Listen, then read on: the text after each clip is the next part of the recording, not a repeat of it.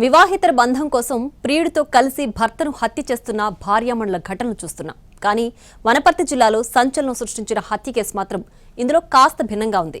భర్తను భయపెట్టాలంటే అతని తండ్రిని చంపేస్తే అతడు అదుపులో ఉంటాడని ఓ ఇల్లాలు స్కెచ్ చేసింది. అనుకున్న ప్రకారం మామను హత్య చేయించింది. కానీ పోలీసులకు దొరికిపోయి ఇప్పుడు ఊచల లెక్క పెడుతోంది. ఇంతకీ ఆ కంత్రి ఇల్లాలెవరు? ఇక్కడ చూడండి, పోలీసుల వెనుక నక్కి నక్కి చూస్తున్న ఈమె పేరు మమత. వనపర్తి జిల్లా గోపాల్పేట్ మండలం లక్ష్మీతాండాకు చెందిన మూడవత్ శ్రీనివాసులు భార్య. ఊళ్ళో పని లేకపోవడంతో శ్రీనివాసులు మమత దంపతులు ఉపాధి కోసం హైదరాబాద్లోని బాలానగర్లో నివాసం ఉంటున్నారు. 7 ఏళ్ల క్రితం వీరి వివాహం జరిగింది. గత ఏడాది నుంచి మమతకు అదే ప్రాంతానికి చెందిన శ్రీశైలం అనే వ్యక్తితో పరిచయం ఏర్పడింది. కాలక్రమంలో అది క్రమంగా వివాహేతర బంధంగా మారింది. ఈ విషయం తెలుసుకున్న భర్త శ్రీనివాసులు పలుమార్లు భార్యను మందలించాడు.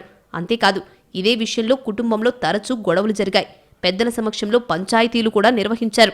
అయితే పరిస్థితులు మరింత దిగజారడంతో ఓ సందర్భంలో శ్రీనివాసులు భార్యపై కత్తితో దాడి చేసి గాయపరిచాడు. దీన్ని అడ్వాంటేజ్గా తీసుకున్న మమత భర్తపై పోలీసులకు ఫిర్యాదు చేసింది. దీంతో శ్రీనివాసులను అరెస్ట్ చేసి జైలుకు పంపారు పోలీసులు. అనంతరం ఆయన తండ్రి మేఘానాయక్ బెయిల్పై కుమారుడిని విడుదల చేయించాడు.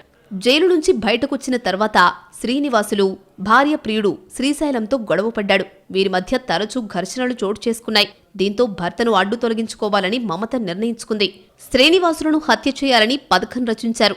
అయితే ఇంటికి చేరుకున్న శ్రీశైలంకు శ్రీనివాసులు కనిపించలేదు. అక్కడ ఆయన తండ్రి మేఘానాయక్ మాత్రమే నిద్రిస్తున్నాడు. ఈ విషయాన్ని మమతకు చెప్పాడు. అయితే మామను చంపితే నా భర్త భయపడి మన జోలికి రాడు, చంపే అని ఆమె చెప్పినట్లు తెలుస్తోంది. ప్రియురాలి మాట ప్రకారం మేఘానాయక్పై కత్తితో దాడి చేసి గొంతు కోసి దారుణంగా హత్య చేశాడు శ్రీశైలం. హత్య అనంతరం అక్కడి నుంచి పరారయ్యాడు. ఏమీ తెలియనట్లుగా హైదరాబాద్కు చేరుకున్నాడు శ్రీశైలం. అయితే ఈ మర్డర్ కేసులో పోలీసులు పలు సాంకేతిక ఆధారాలతో దర్యాప్తు చేశారు. అనుమానితులుగా ఉన్న మమత శ్రీశైలంను గుర్తించి తమదైన శైలిలో విచారించారు. దీంతో వాళ్ళిద్దరూ నేరాన్ని అంగీకరించినట్లు పోలీసులు తెలిపారు. హత్యకు ఉపయోగించిన కత్తితో పాటు ఇతర ఆధారాలను స్వాధీనం చేసుకున్న పోలీసులు ఇద్దరిని కోర్టులో హాజరుపరచగా న్యాయమూర్తి రిమాండ్కు పంపించారు. వివాహేతర బంధం కోసం సొంత మామనే హత్య చేయించిన మమతను కఠినంగా శిక్షించాలని కుటుంబ సభ్యులు డిమాండ్ చేస్తున్నారు.